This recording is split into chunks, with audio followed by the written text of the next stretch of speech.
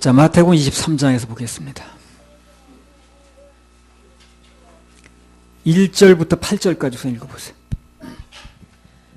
이에 예수께서 무리와 제자들에게 말씀하여 가라사대 서기관들과 바리새인들이 모세의 자리에 앉았으니 그러므로 무엇이든지 저희의 말하는 바는 행하고 지키되 저희의 하는 행위는 본받지 말라. 저희는 말만 하고 행치 아니하며 또 무거운 짐을 묶어 사람의 어깨에 지우되 자기는 이것을 한 손가락으로도 움직이려 하지 아니하며 저희 모든 행위를 사람에게 보이고자 하여 하나니 곧 그 차는 경문을 넓게 하며 옷수를 크게 하고 잔치의 상석과 회당의 상좌와 시장에서 문안받는 것과 사람에게 랍비라 칭함을 받는 것을 좋아하느니라. 그러나 너희는 랍비라 칭함을 받지 말라. 너희 선생은 하나이요 너희는 다 형제니라. 신앙생활에도 이것만은 꼭 갖춰야 된다 하는 게 이제 있습니다.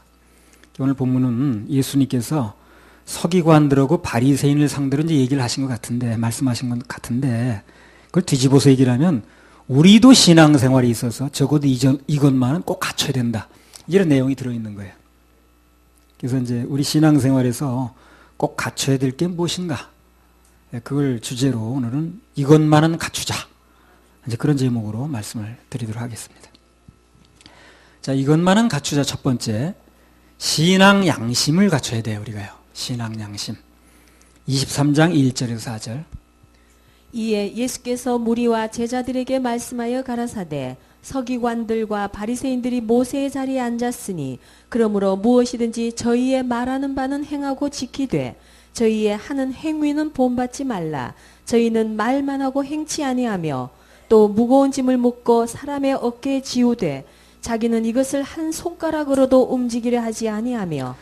자, 여기 바리새인과 서기관들의 문제점은요, 아는 게 참 많은데, 그래서 말은 많이 하는데 아는 게 많으니까 실제로 행하는 게 없다는 얘기거든요, 이게. 남에게 짐을 막 지워.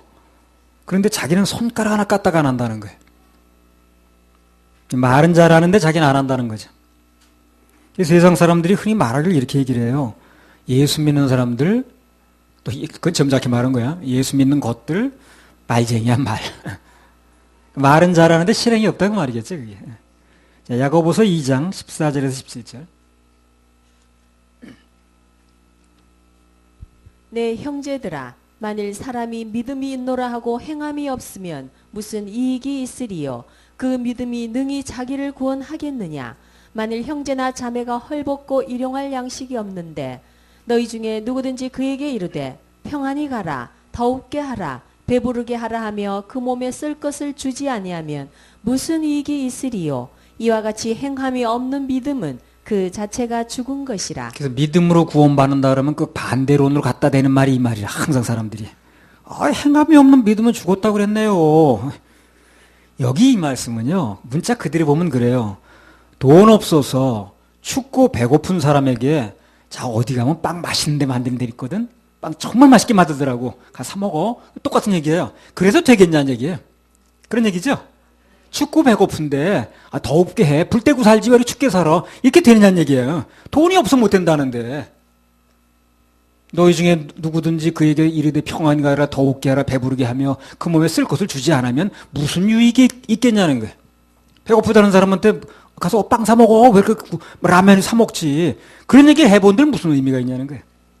그래서 삶에서 나눔을 얘기를 하는 거지. 이것은 그렇게 빵을 나눠 먹고 무슨 여기 쓸 것을 나눠준다고 해서 천국 간다는 얘기를 하는 게 아니에요. 그걸 거기다 갖다 붙이는 사람들이 있더라고. 그것도 박사라는 사람들이. 그래서 이것은 영혼이 죄사함 받아서 구원을 받는 문제를 말하는 게 아니고 우리 하나님의 자녀들이 삶 속에서 생활에 관한 문제입니다. 신앙 양심에 관한 문제라. 영혼이 죄사함 받아 구원받는 문제를 말하는 게 아니고 이거는요, 우리 하나님의 자녀들이 삶 속에서 생활에 관한 문제, 나눔에 관한 문제, 신앙 양심에 관한 문제를 얘기를 하는 거예요, 이게. 내가 가끔 우리 그런 얘기 하죠. 우린 예수 행동파가 아닙니다, 그러죠. 그것은요, 우리가 행위로 죄사함을 받는 게 아니라는 뜻이지, 선한 행위가 필요 없다고 말하는 게 아니에요. 여러분 아시죠? 선한 행위가 필요 없다고 말하는 게 아니에요. 우리는 그런 선한 행위를 가지고 구원을 받는 게 아니다. 죄를 사함받는 게 아니다 하는 얘기를 하는 겁니다. 오늘날 교회가 왜 영향력이 없느냐면요. 행동하는 신앙이 없어서 그래요. 신앙 양심 자체가 없는 거야. 약해. 그러니까 사람들이 영향을 못 줘요. 사람들이 그런 데잖아요. 나 그 소리 듣고 깜짝 놀랐네. 예수 믿는 사람들이 돈은 더 잘 떼먹는데. 그래서 안 믿는 사람하고 돈 거래할 때 보증 1명 세우면은 예수 믿는 사람하고 돈 거래하면 보증이 2명 세워야 된대요. 이렇게 얘기를 한답니다. 그러니 그런 분위기 속에서 뭐가 되겠어요, 그래. 예수 믿는 사람이라면 보증인은 없어도 돼. 이렇게 얘기해야 되는 거지. 안 믿는 사람은 거래하려면 보증인 1명만 세워도 되는데, 믿는 사람하고 거래하려면 보증인 2명 세워야 된다. 이렇게 얘기를 한대요. 난 그런 얘기 들으면, 야, 저 속에서 뭐가 되겠는가. 어떻게들 행동했는데 저런 소리를 듣는가. 답답하죠. 전에 그 미국 그 LA 같은 데를 가게 되면요. 이제 공항에서 내리면 그 사기성 그 브로커들이 이제 그 붙는답니다. 브로커 맞나? 예. 그 사람들이 대부분 전직 목사래요. 그 브로커들이. 이민 목회도 안 되니까 이제 그 목회 집어치우고, 이민 목회 쉬운 게 아니래요. 집어치우고 말도 잘 이제 이렇게 유창하지 못하고 그러니까. 집어치우고 저 브로커 노릇을 한다는 그 사람들이. 그 영어 어느 정도 배워가지고. 목사라고 말이나 안 하면 좋은데 상대방 믿게 만들려고 목사라고 말이 얘기를 한대요. 아니 뭐 장로라고 그러고. 이렇게 밝히고 사기를 친다는 거예요. 그래야 사람들이 믿으니까. 그래서 그런 사람들에게 사기 당했다는 고발이 일주일에 몇 건씩 들어온답니다, 그게. 그러니까 이제 그런 분위기가 돼버리니까 옛날에는 목사 그러면 공항에서 검색도 잘 안 했대. 그 LA 공항에서.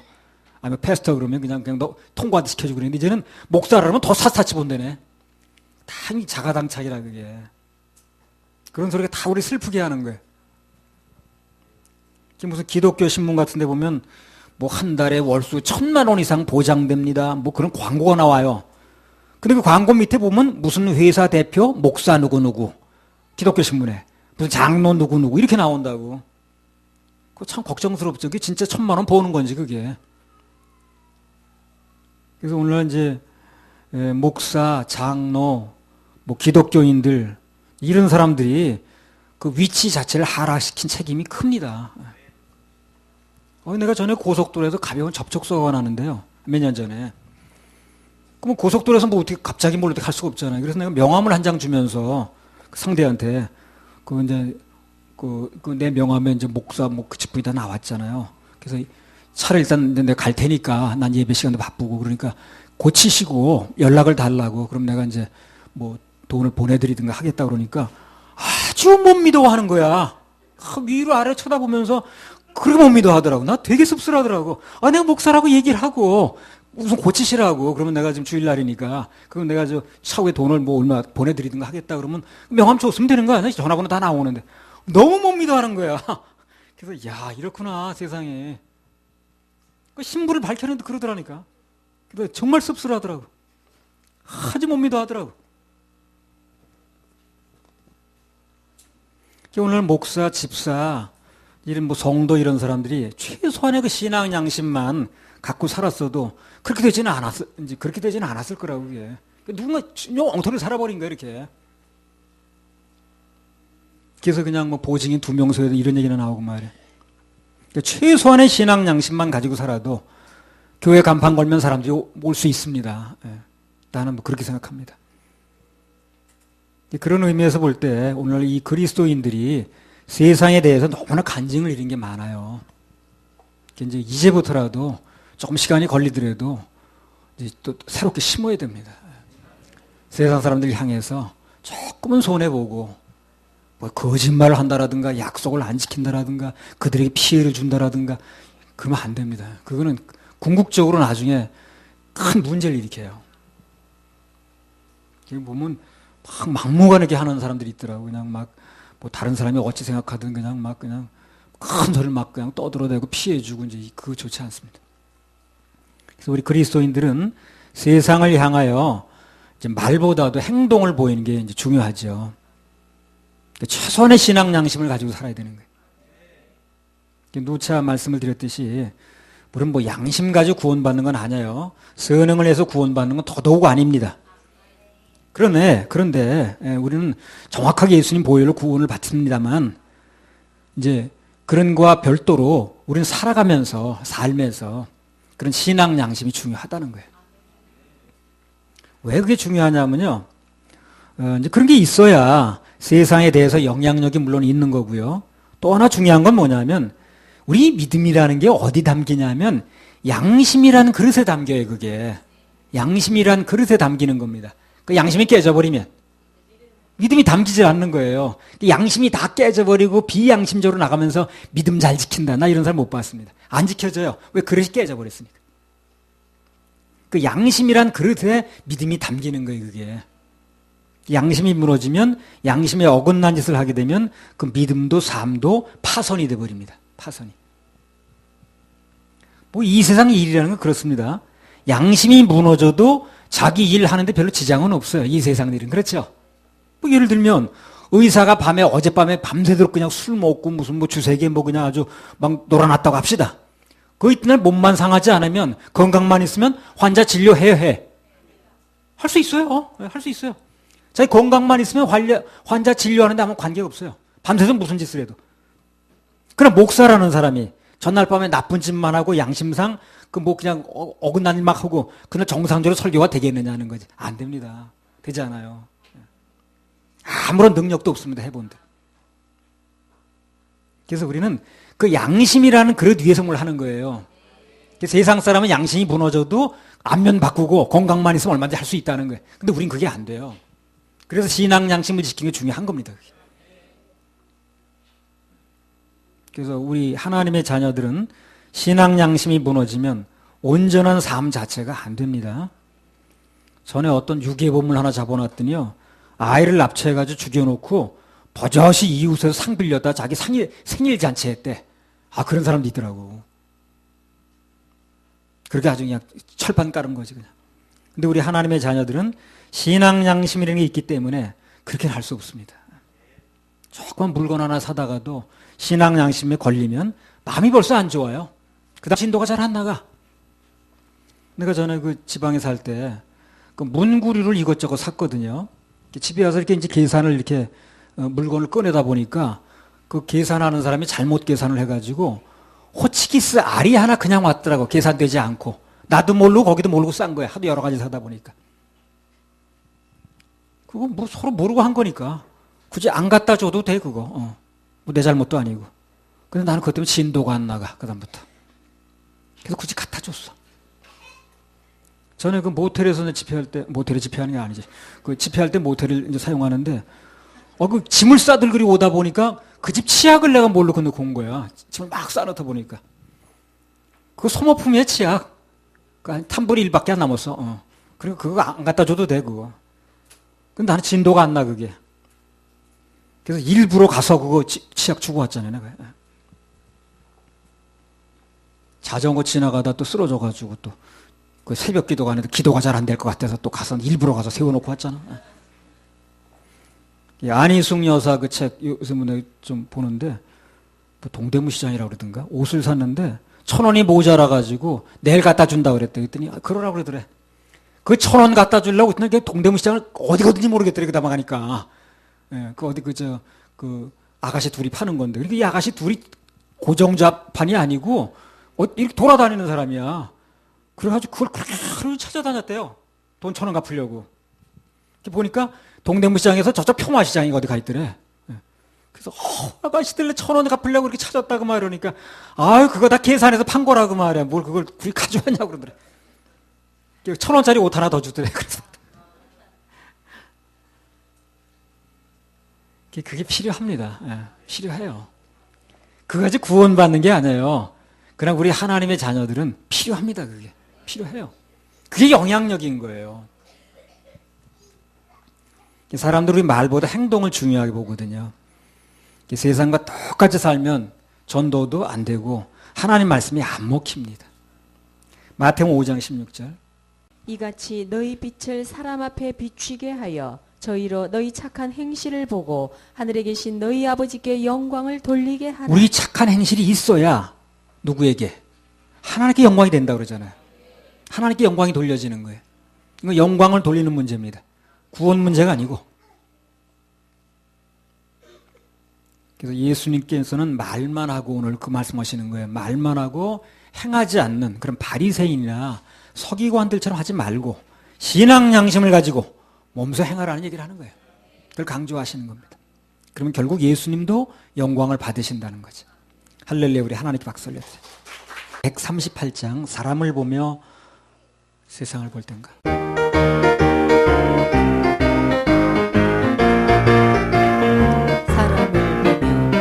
사람을 보며 세상을 만족함이 없어 나의 하나님 그분을 나는 만족하여 저기 빛나는 태양을 보라 또 저기 서 있는 산을 보아라 천지 여호와 나를 사랑하시니 나를 사랑하시니 나의 하나님으로 나는 만족하기 사람을 보며 세상을 만족함이 없어 나의 하나님 그분 나는 만족하여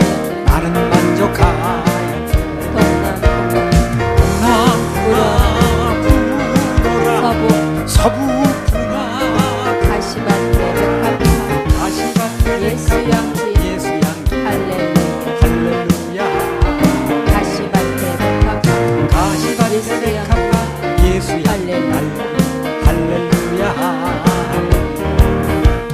성령 바람 불어라 나에게도 가시밭에 백합화 예수 양지 가시밭에 백합화 예수 양지 할렐루야 할렐루야 아멘.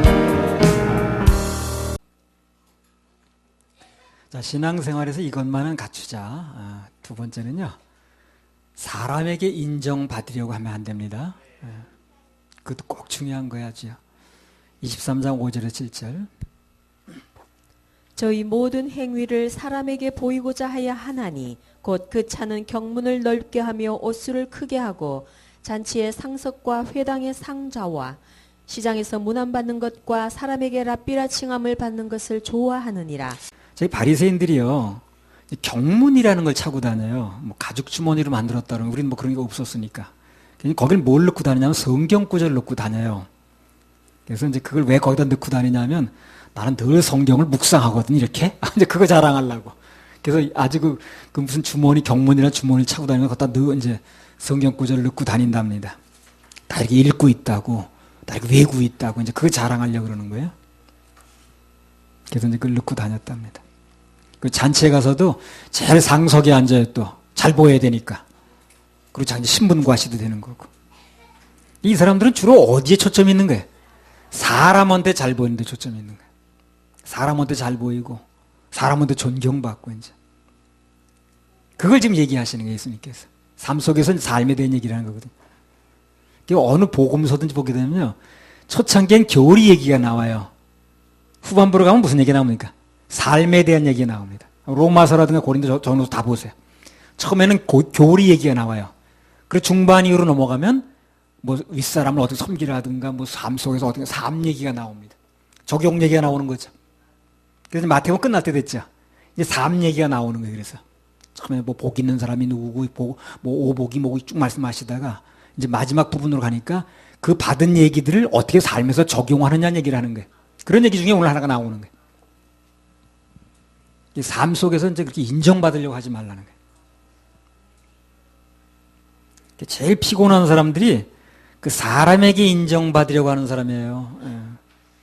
그런 사람은 조금만 누가 안 알아주면 대번에 삐치고 시험 들죠. 초점이 그거니까. 그 사람이 알아주길 바라는데 안 해주니까 더 이상 어디 기대할 데가 없는 거예요. 그러니까 시험 들죠. 참 우리 교회는 다행히 그런 사람이 별로 없어가지고 참 감사합니다. 그런 사람은 별로 그런 눈에 잘 안 띄더라고요. 사람한테 꼭 인정받아가지고 하려는 사람이 뭐 아주 없지 않겠죠. 근데 그런 사람은 별로 눈에 안 띕니다. 저 그것도 감사합니다, 정말. 아, 그거 일일이 그냥 사람한테 인정받으려고 그러면 그거 참 어렵거든, 그거. 또 그런 사람은 인정해 줘도 만족이 안 돼, 또. 왜 그거밖에 안 하냐고 그래. 예. 그러니까 한두 것도 없어요. 참, 우리 교회는 뭐 자랑이 아니라, 뭐 그렇게 꼭, 뭐 사람한테 인정받으려고 이제 그런 분위기가 아니라 너무 감사합니다. 우리가 이 세상에서 행한 수고에 대해서 그것을 인정해 주실 분은 주님이시거든요. 주님이 인정해야 갚아주시죠. 사람은 알아줘 본들 그래서 갚아줄 능력도 없어요. 예. 괜히 그 기분만 그런 거지. 그 사람이 뭘 갚아주겠습니까? 상 주는 것도 주님이 주시는 거예요. 예. 그래서 신앙생활에 누가 갚아주시고 누가 상 주시는 것인가 그것만 확실하게 알아도 사람 관계는 자유롭죠. 뭐 사람이 안 알아주고 금방 보상이 안 와도 하나님께서 갚아주신다. 이 믿음만 분명하면 시험 들 일이 없습니다. 그게 갖춰야 될 거예요, 이제. 전도서 7장 21절.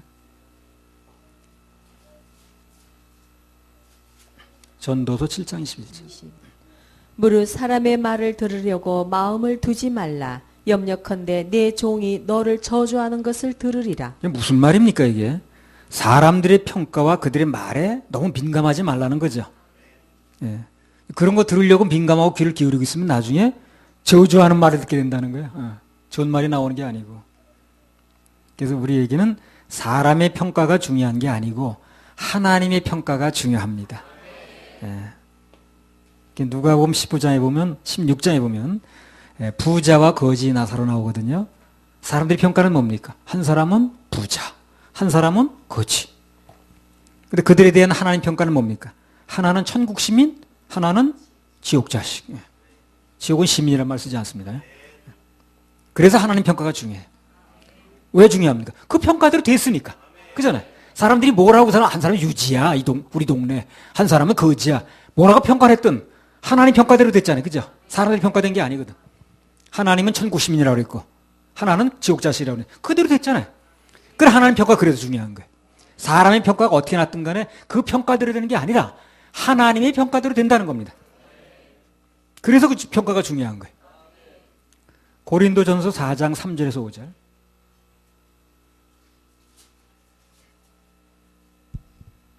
너희에게나 다른 사람에게나 판단받는 것이 내게는 매우 작은 일이라. 나도 나를 판단치 아니하노니 내가 자책할 아무것도 깨닫지 못하나 그러나 이를 인하여 의롭다함을 얻지 못하노라. 다만 나를 판단하실 이는 주시니라. 그러므로 때가 이르기 전 곧 주께서 오시기까지 아무것도 판단치 말라. 그가 어두움에 감추인 것들을 드러내고 마음의 뜻을 나타내시리니 그때 각 사람에게 하나님께로부터 칭찬이 있으리라. 판단의 세 가지가 나왔습니다. 첫째는 남이 나를 판단하는 건데 그거 전혀 신경 쓰지 못합니다. 남이 나를 판단하는 거는 전혀 신경 쓸 필요가 없어요. 왜 그렇습니까? 그것 때문에 내가 달라지지 않는다는 거예요. 누가 나를 판단하는 것 때문에 내가 달라지지 않아요. 한나. 누가 판나를 어떻게 판단하든 그렇다고 한나가 달라지는 게 아니야. 예를 들어서 내가 80점인데 실제 점수가 그런데 어떤 사람이 나를 저 사람 50점밖에 안 돼. 깎아내린다고 내 50점으로 깎아지는 게 아니에요. 나는 그대로 80점입니다. 그 사람이 50점으로 본다고 내 50점 되는 게 아니라니까요. 어떤 사람이 나를 또 100점으로 축혀 올려. 목사님 100점입니다. 그렇다고 내 100점 되는 게 아니에요. 나는 그대로 80점입니다. 그 사람이 높여준다고 내가 갑자기 100점 되는 게 아니라니까요. 그리고 50점으로 깎아내린다고 50점으로 깎아지는 게 아니에요. 그 사람이 뭐라고 얘기하든 나는 그대로 있는 거예요. 그런 거 신경 쓸 필요가 없다는 거예요. 그래서 두 번째는요. 내가 나를 판단하는 거거든요. 이건 조금 신경 쓰면 돼요. 조금만. 그러나 그렇게 영향받으면 못 됩니다. 이것도. 왜 그렇습니까? 대부분 내가 나를 판단하는 것도 어떻습니까? 부정확합니다. 그게. 부정확해요. 내가 나를 판단하는 것들이 정확하지 않아요. 그래서 정말 하나님의 자녀들이 정말로 신경을 써야 될 것은 하나님의 판단입니다. 하나님의 평가예요. 그분의 평가는 말씀 속에 다 들어있습니다. 그 항목이. 말씀에 비춰봐서 나를 보는 게 중요하다는 거예요. 그래서 우리는 이 세상 누가 뭐라고 그래도 오직 예수, 그분의 말씀만 신경 쓰면 됩니다. 예. 그래서 만약 하나님의 자녀들이 사람의 말을 들으려고 거기에 초점을 맞추기 시작하면 그 결과는 대부분 칭찬 격려보다는요, 실망과 좌절을 맛보게 됩니다, 나중에. 왜 그런 줄 아세요, 여러분요? 사람들의 이 평가라는 건 항상 누구 위주입니까? 자기 위주입니다. 나한테 잘해주면 높여주겠죠. 저 사람 이거야 이거. 못해주면 대번 꼭 이거 뒤집으면 되는 거예요. 예. 이게 항상 있는 게 아니라니까. 뒤집으면 되는 거거든. 그래 나한테 잘해주면 이게 맞아. 근데 어느 100% 잘해주는 게 아니잖아요. 좀 섭섭하게 하면 못해주면 대번 내려가는 거예요. 그래서 자기에게 잘해주면 평가가 좋고 못해주면 대번 나빠지는 거기 때문에 그래서 신경 쓸 게 못 된다는 거예요. 다 자기 위주거든. 하나님 평가가 중요합니다. 역대상 16장 14절. 그는 여호와 우리 하나님이시라. 그의 판단이 온 땅에 있도다. 그분의 판단은 온 땅에 있습니다. 온 땅에. 어떤 때 어느 일을 당해도 미국 땅이든 한국 땅이든 무슨 일을 당해도 그분의 판단을 맡기면 돼요. 됩니다. 온 땅에 있다고 그랬으니까. 그분의 판단이 어디죠? 한국 땅만 있습니다. 그럼 미국 가서는 안 되는 거예요. 이거는. 그러나 온 땅에 있다고 그랬거든. 언제 어디서나 안방이든 거름방이든 거실이든 다 있습니다. 언제 어디서든지 그분의 평가가 있는 거예요. 그분의 판단이 있습니다. 그분의 판단에 맡기면 됩니다. 그럼 그분이 알아서 해주십니다. 결국에. 이제 맡겨요. 온 땅에 그분의 판단이 있습니다. 그럼 LG 회사 안에는 거기도 계셔요. 예. 온 땅이라고 그랬으니까. 아니 그 LG 회사가 땅에 있는 거지 뭐 어디 화성에 있는 건 아니잖아요. 그래서 온 땅에 그분의 판단이 있으니까 언제 어디서든 무슨 일을 당하든지 그분의 판단에 맡기면 됩니다. 그리고 중요한 건 뭐냐면 하나님이 알아주는 사람이 되면 결국 사람도 알아주는 사람이 돼요. 나중에. 뭐라고요? 하나님이 알아주는 사람이 되면 결국 사람도 알아주는 사람이 된다니까 이게. 그 미국의 링컨 대통령이 가끔 하죠. 링컨이 그랬잖아요. 큰일 났습니다. 각하 이거 남군이 돈 많은 사람들이 전부 다 아니 부자들이 남군 편에 섰습니다. 그럼 큰일 났습니다. 그러니까 걱정하지 말어. 부자들이 어느 편에 섰느냐가 중요한 게 아니라 하나님이 누구 편에 섰느냐가 중요한 거야. 그랬죠?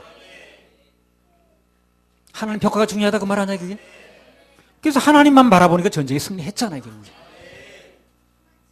그리고 더 중요한 건 그가 하나님이 알아주는 사람이 되니까 사람들이 알아주는 인물도 됐어요. 됐잖아요. 링컨 알아주잖아요 사람들이. 예. 우리나라 정치가들 중에서도 뭐 링컨 존경한다는 사람이 많더라고요. 로마서 14장 18절. 하나님이 알아주는 사람이 되면 결국은 시간이 걸릴 뿐이지 사람이 알아주는 사람도 됩니다. 됩니다. 로마서 14장 18절.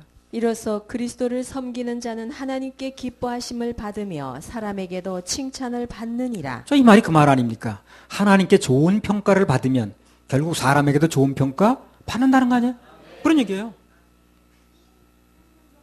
괜히 사람한테 인정받으려고 해본들 나중에 결국 토사구팽밖에 안 돼요. 걔네들이 토끼 사냥을 하는 건데 사냥개 가지고 토끼 사냥을 한다는 거야. 사냥이 끝났어. 그럼 개를 잡아먹는다 그런 얘기를 해요. 개가 필요 없다는 거지. 써먹을 때 써먹었으면 그냥 버린다 그 얘기를 하는 거예요. 한마디로. 그러니까 세상 원리라는 게 그렇습니다. 써먹으면 써먹을 데 없으면 귀찮아. 아주 쓸데도 없는데 뭐. 그래서 운동선수들 쓸데없으면 다 그렇게 은퇴시키고 그러잖아요. 딴 데 트레이드 하든가. 트레이드 하는 게 뭐예요? 팔어. 보내시는 거지. 점잖은 말 표현하니까 되게 어렵다. 팔아 보내시는 거예요. 신앙생활에서 꼭 갖춰야 될 두 번째가 사람에게 인정받으려고 하지 말고 하나님의 평가를 잘 받으라는 겁니다. 그러면 하늘과 땅에서 결국 다 좋은 평가를 받는다는 거예요. 그렇게 노력하고 사니까 100%나 그렇게 산 건 아니에요. 그러나 가능하면 하나님의 평가를 받으려고 잘 받으려고 이렇게 초점을 맞추니까 사람 평가도 결국 좋아지더라고. 그렇게 못된 인간 취급받지 않더라고. 그래서 우리 청년들 그렇게 살아요. 하나님 평가를 먼저 위주로 둬야 됩니다. 그럼 사람 평가도 자연적으로 저절로 좋아지게 돼 있어요. 하나님 평가를 잘못 받는 사람이 사람 평가를 잘 받기도 어렵지만 받아본들 소용이 없다는 거예요. 하나님 평가를 잘 받아야 돼요. 할렐루야. 우리 하나님께 박수 올려드려요. 우리 나의 모든 행실 그런 찬양이지. 하나 더 합시다. 223장.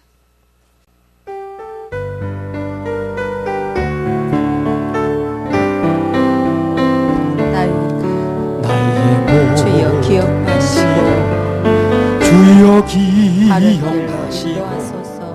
바른 길로 인도하소서. 기쁠 때나 슬플 때 기쁠 때나 나와 동행하시며 나와 동행하시며 밤낮으로 밤낮으로 인도하소서. 내 모든 형편을 내 모든 형편을 다 기억하시고 늘 나와 동행하옵소서. 나의 생명 주 앞에 나의 생명 주 앞에 남김없이 드리니 남김없이 주여 나를 지켜주소서. 주여 나를 지켜주소서. 나의 모든 실수를 가슴에서 나의 모든 주여 실수를 용서하시고 주여 바른 용서하시고 바른 길로 인도하소서. 주의 크신 사랑과 주의 크신 하늘나라 사랑 영광을 하늘나라 나도 영광 전파하게 나도 전파하게 하소서. 내 모든 형편을 내 모든 다 형편 기억하시고 다 늘 나와 기억하시고 동행하옵소서. 나와 동행하옵소서. 나의 생명 주 앞에 나의 생명 주 앞에 남김없이 드리니 남김없이 주여 나를 지켜 주여 나를 지켜주소서. 땅 위에 모든 걸 더합니다. 마지막 날 주여 그때 나를 주여 나를 받아주소서. 주의 얼굴 대할 때 주의 얼굴 대할 때 상을 주시고 귀한 상을 주시고 면류관을 쓰게 하소서.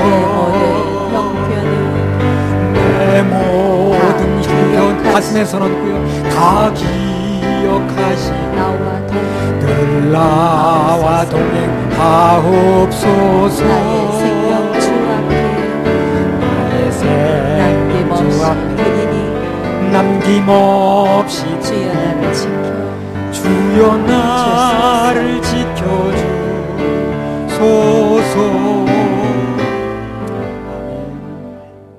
자, 신앙생활 이것만은 갖추자. 마지막 세 번째입니다. 섬기는 자세가 중요합니다. 여러 번 강조한 건데요. 마태복음 23장 8절에서 12절. 그러나 너희는 랍비라 칭함을 받지 말라. 너희 선생은 하나이요 너희는 다 형제니라. 땅에 있는 자를 아비라 하지 말라.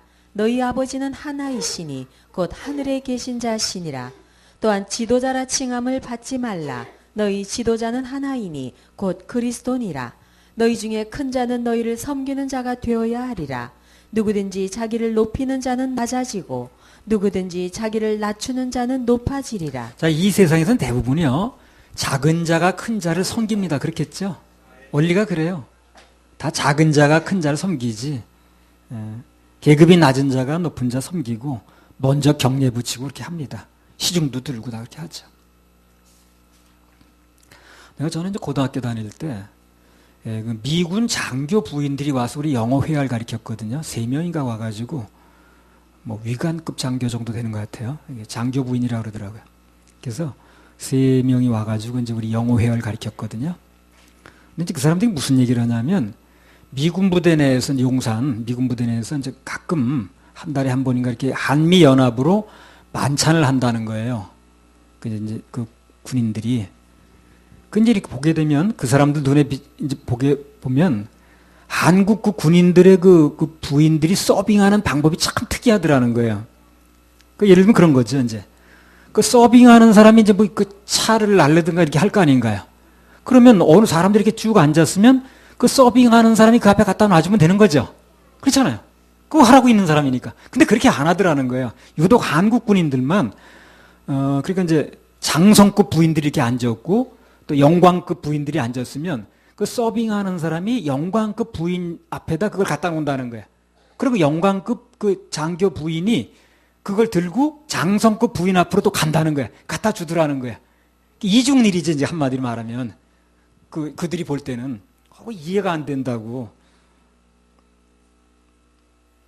그거 이해 못할 것도 없습니다, 사실 따지고 보면. 예. 그게 세상 사람들 사는 방법이에요, 그게 바로. 예. 그거 왜 그럴까요?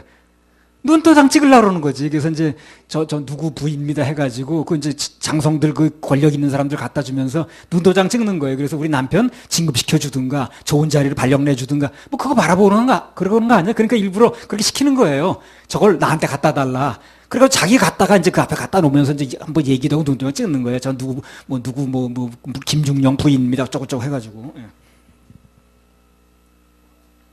그게 세상 분위기가 다 그렇거든요. 예.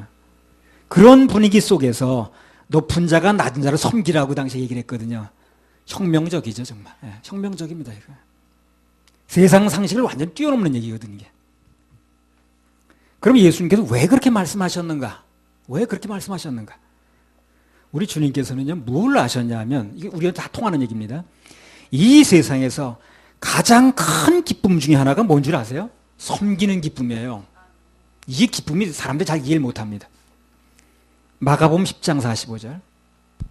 인자에 온 것은 섬김을 받으려 함이 아니라 도리어 섬기려 하고 자기 목숨을 많은 사람의 대속물로 주려 함이니라. 이 세상에서 제일 큰 기쁨 중에 계속 우러나오는 기쁨 중에 하나가 뭐냐면 섬기는 기쁨입니다.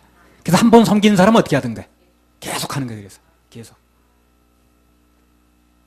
예, 섬기는 기쁨에 눈이 열리면요, 섬김을 받는 것보다 훨씬 기뻐요.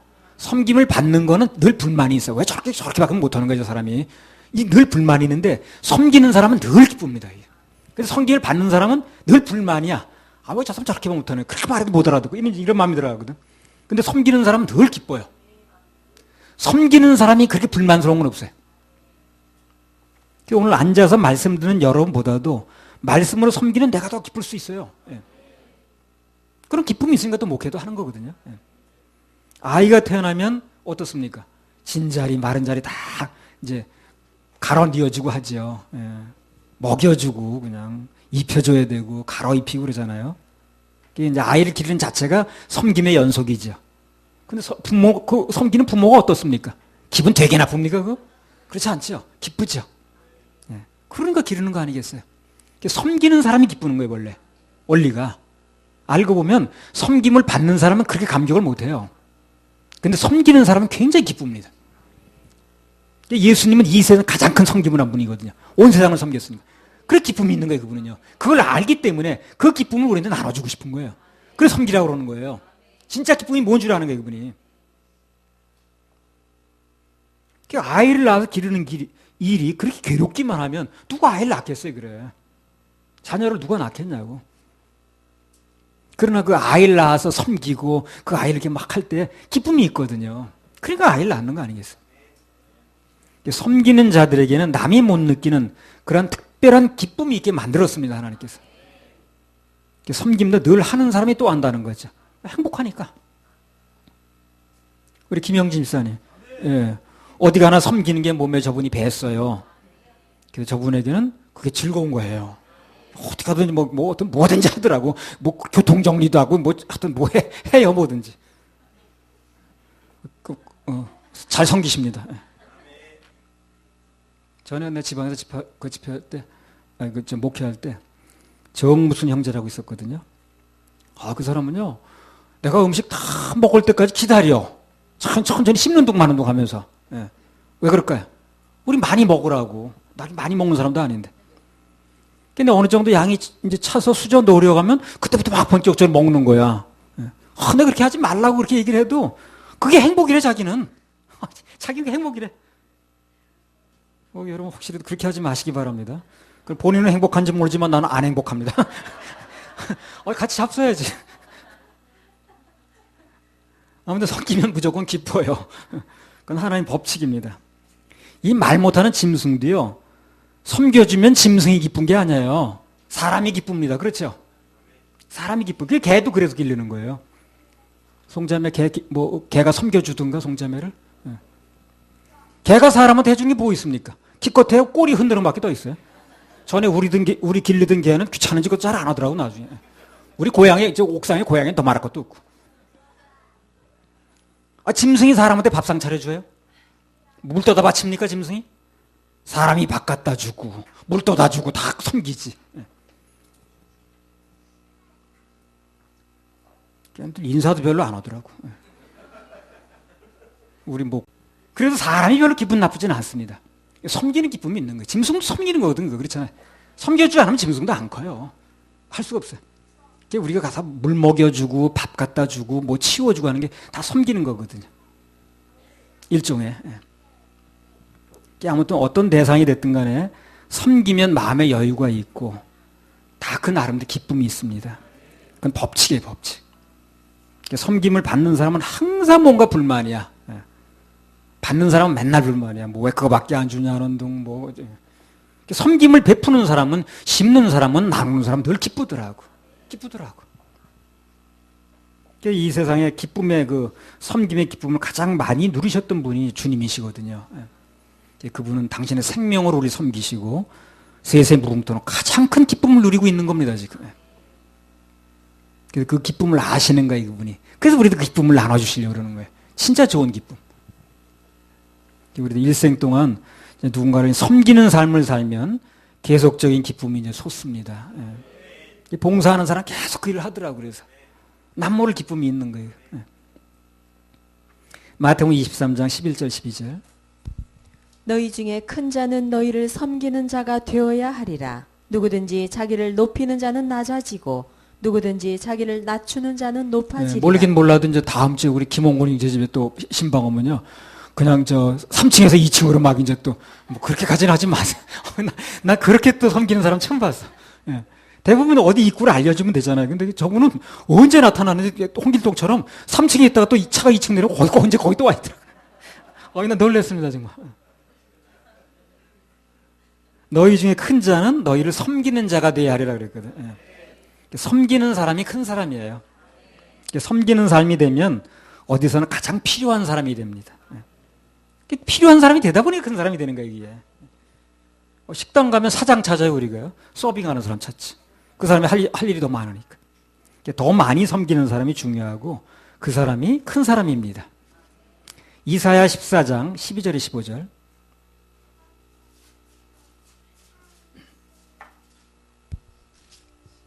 너 아침의 아들 계명성이여 어찌 그리 하늘에서 떨어졌으며 너 열국을 엎은 자여 어찌 그리 땅에 찍혔는고 네가 네 마음에 이르기를 내가 하늘에 올라 하나님의 뭇별 위에 나의 보좌를 높이리라. 내가 북극 지폐의 산 위에 좌정하리라. 가장 높은 구름에 올라 지극히 높은 자와 비기리라 하도다. 그러나 이제 내가 음부 곧 구덩이의 맨 밑에 빠치우리로다. 사단의 본질이 뭡니까? 섬기는 거예요? 올라간다는 거예요. 높임받는다는 거예요. 내가 높은 데 가서 비김받는다는 거예요. 사단의 본질은 높아지려는 겁니다. 사단이 역사하는 곳엔 반드시 다툼이 있어요. 그래서 서로 올라가려고 그러니까. 받으려고만 하니까. 그러나 반대로 섬김이 있는 곳에는 성령의 역사가 있습니다. 그래서 평화롭고 은혜로운 교회의 특징은 여러 가지 특징이 있겠습니다. 특별한 특징이 뭐냐면 성도들이 늘 기쁨을 섬기는 교회예요. 뭔가 섬기려고 하더라고요. 반대로 시끄럽고 소란한 교회는 섬기려는 사람 별로 없고 처음에 섬기 받으려고만 그래. 시끄러운 거예요.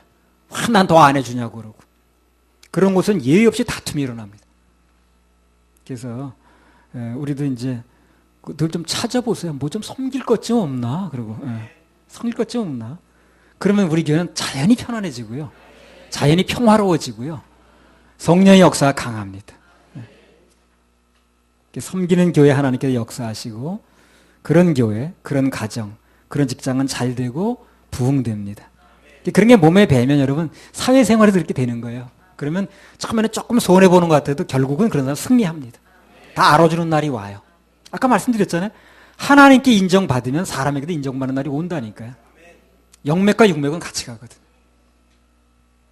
그래서 우리 서울교회 성도님들은 이 교회뿐만 아니라 나가서도 좀 섬기는 삶 그런 방향으로 잡으세요. 그러면 결국은 여러분 위치가 확보되고 버림받지 않습니다. 다 필요한 사람이 됩니다. 그래서 있는 그곳에서 칭찬받는 분들 되시기 바랍니다. 결국에 어디 교회 사람이야? 이런 질문이 나오도록 좀 해보세요. 그렇게 될 때까지 좀 어려웠죠? 그렇게만 되어지면 그 다음부터는 일사천리입니다. 자, 오늘 말씀을 정리하겠습니다. 신앙생활에서 이것만은 꼭 갖추자 하는 제목으로 3가지 말씀드렸는데요. 신앙 양심이 중요하다고 그랬습니다. 그리고 사람에게 인정받으려고 하지 말고 하나님 평가만 받으려고 초점을 모으면 그러면 사람에게도 나중에 결국은 인정받는다고 그랬어요. 섬기는 자세가 중요하다고 그랬습니다. 할렐루야, 우리 하나님께 박수 올려드려요.